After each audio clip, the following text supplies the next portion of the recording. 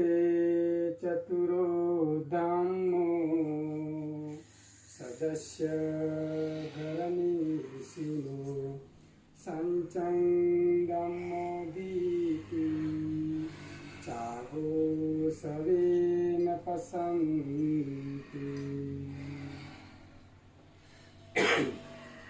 भगवान बुद्ध को मैं त्रिवार वंदन करता हूँ। बुद्ध डॉक्टर बाबा साहेब की धर्म क्रांति को मेरा जीवन समर्पित करता हूँ और मैं भाग्यशाली हूँ, पुण्यशाली हूँ कि मुझे एक अच्छे गुरु मिले और आज गुरु की वजह से ही मैं आज के यहाँ भोजन दान मिला। मैं भाग्यशाली हूँ कि मुझे बाबा साहेब को चिन्ह। आप भी भाग्यवान हो कि आप पुण्यशाली हो। भाग्यवान इसलिए कि आपने बाबा साहेब को विचार को समझा, पुण्यशाली इसलिए कि आप बुद्ध धर्म को सबको समर्पित है। तो आज जो चल रहा है वो क्या कल चल रहा है? वर्षावास। तो वर्षावास नियम के आप लोगों ने भोजन दान रखा ना, तो मैंने गाथा बोली, लेकिन अगर आप विचारिए सुजाता ने भगवान बुद्ध को खीर नहीं खिलाई होती तो क्या हमको भगवान बुद्ध मिलते? अगर भगवान बुद्ध नहीं मिलते तो क्या जब सदधर्म की बातें हम सुनते? अगर सदधर्म की बातें भिक्षु संघ ने नहीं की होती तो क्या समान अशोक तो पूरे एशिया खंड को बुद्ध धर्म सिखाई संस्कृति को प्रसारित करता? तो बाबा साहेब बौद्ध धर्म स्वीकारते? तो आज हम लोग बुद्ध क्यों? क्या पुण्य कर्म का 1000 फल होता है। कितने होते हैं? एक पुण्य कभी भी मरता नहीं है, पुण्य पुण्य हो जाता रहता है। तो एक अच्छा मित्र होता है, ये 100,000 मित्र घर में लाता है। कितना आता है? एक अच्छा मित्र 1000 मित्रों को संपर्क कराता है ना। तो आज गुरुवर्य बुद्ध की वजह से मुझे एक अच्छा परिवार मिला। मैं देखा हम जो ला रहे तो आपकी स्माइल देखे मैं खुश रहेगा कि आपके जीवन में दम्मा है। मैं देखा कि स्माइल देखा कि श्रद्धावान है, तो मैं खुश हो गया। तो आज के दिन कि बाबा साहेब आम्बेडकर जब बौद्ध धर्म मिला तो कदानच धम्मचर्या ना तकाना च संगो अनवज्जा कम्मानी एतम मंगलम उत्तम। दान का अर्थ दायित्व निभाना क्या होता है? तो आप लोगों ने दायित्व निभाया। इसलिए कि धर्म की 3 बातें होती है, शिक्षा, संस्कार और संस्कृत। तो आप लोग ने वर्षावास के निमित्ते में भोजन किया, यानी कि दायित्व निभाया। और आज के दिन आपने क्या बोला कि मैं धम्म श्रवण करूंगा। लेकिन आज पूरे दिन क्या करते आप? खेत में कहते ना।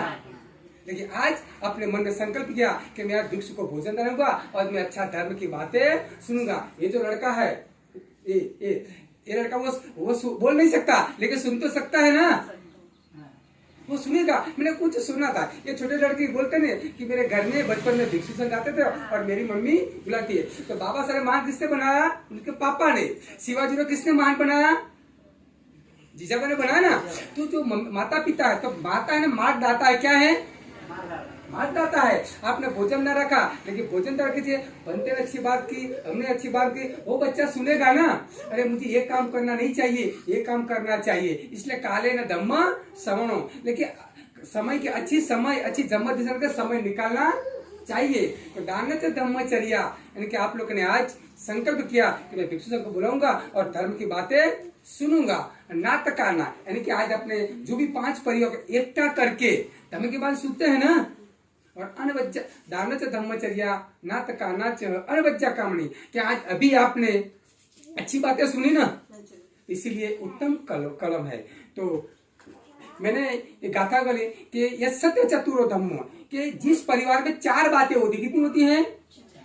सत्य, शील, त्याग और बलिदान की बातें होती है, वो परिवार कभी भी दुखी होता है।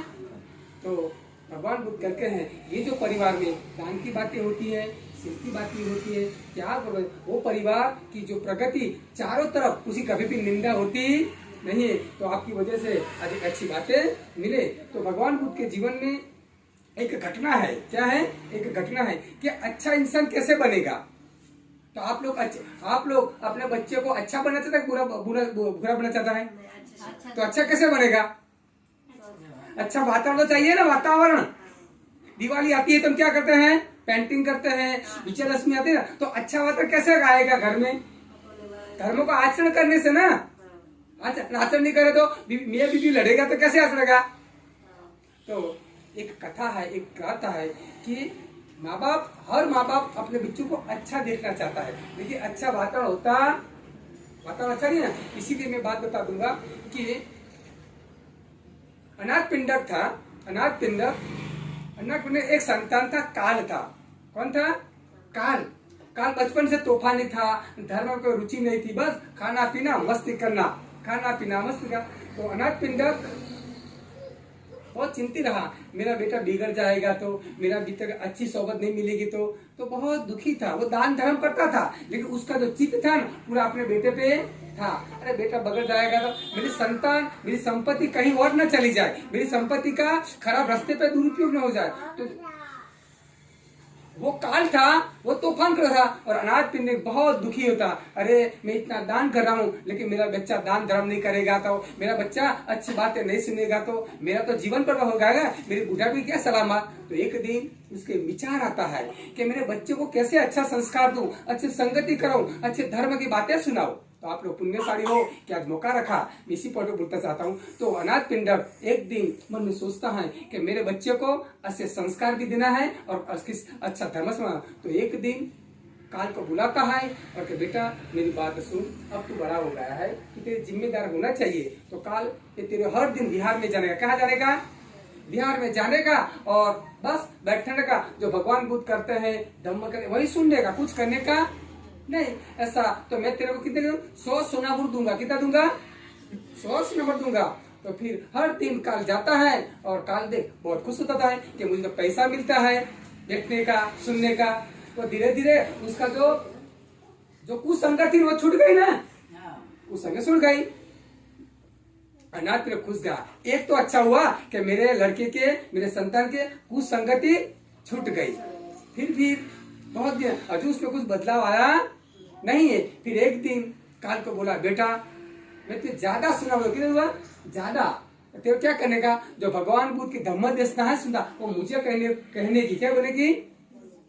जो भगवान बुद्ध के जो उपासक है, जो भिक्षु लोग है, जो धम्म देशना करे, मुझे सुनानी पड़ेगी। तो पहले क्या मित्र छूट गए ना, फिर धीरे धीरे उसके जो माइंड में जो कुविचार चलते थे ना, मैं यहाँ पैसा वापरूंगा, यहाँ करूंगा, उसे धीरे धीरे वो कचरा मगज में निकला। क्यों? वो भगवान बुद्ध की कथा सुननी पड़ी, तो उसमें जो अकुशल विचार थे वो निकल गए और कुशल कर्म वहां से भाग गए। वो धीरे धीरे अपने पिता को कहता बेटा पिताजी भगवान बुद्ध ये कथा की, ये बनते ये कथा की और अच्छा जीवन मिला। उसमें धीरे धीरे इसके जो माइंड में अकुशल विचार थे वो नष्ट हो गए और कुशल कर्म पैदा हो गए। तो धीरे धीरे अनाथ पिंडक खुश हुआ कि मेरे बीचे में तो सुधार तो आ रहा है। और दिन होगा अभी कि वो अपने आप से सुधर रहे थे, मैं सुधर रहा हूँ। तो लालच है ना, ये तो लालच है।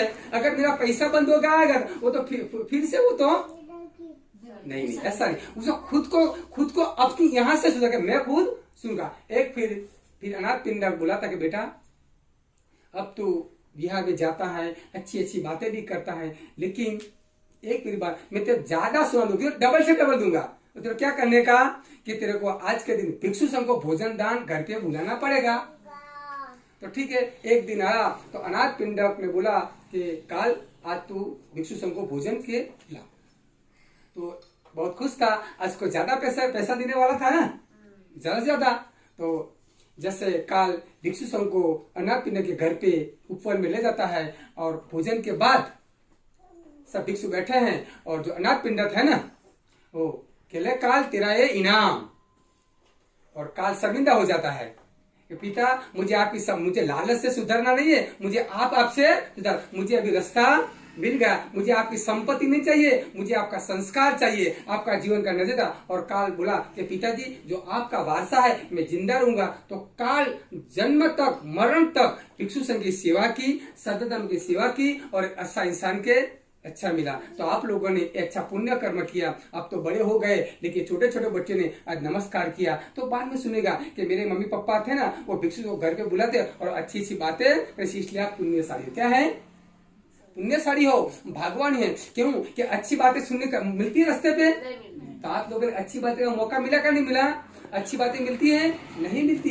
तो अच्छी बातें सुनने के लिए आपने भोजन कर गया, इसलिए आप भाग्यवान हो, शीलवान हो, समाधिवान हो। शीलवान इसलिए कि आपने कम से कम 15 दिन पहले तो मन में खुश होता है कि भिक्षु संघ को बुलाऊंगा और अच्छी बातें करूंगा, अच्छा भोजन जाऊंगा। समाधिवान इसलिए है कि आप लोग आधा घंटे से धर्म की बात सुन रहे हैं ना, इसलिए आप समाधिवान हो। और प्रज्ञावान इसलिए कि हम लोग घर में यहाँ से जाएंगे और फिर चिंतन करेंगे कि हमको भी आज जो भगवान बुद्ध ने भिक्षु संघ ने कहा उसको हमें उस पर आचरण करना चाहिए, इसलिए हमारा जीवन भी सुखी होगा और लोगों का जीवन भी सुख होगा। इसलिए आप लोगों को मैं यहाँ ही मेरा धम्म देशना पूर्ण करूंगा। आप लोगों को खूब खूब साधुवाद साधुवाद साधुवाद। बना साधु साधु साधु।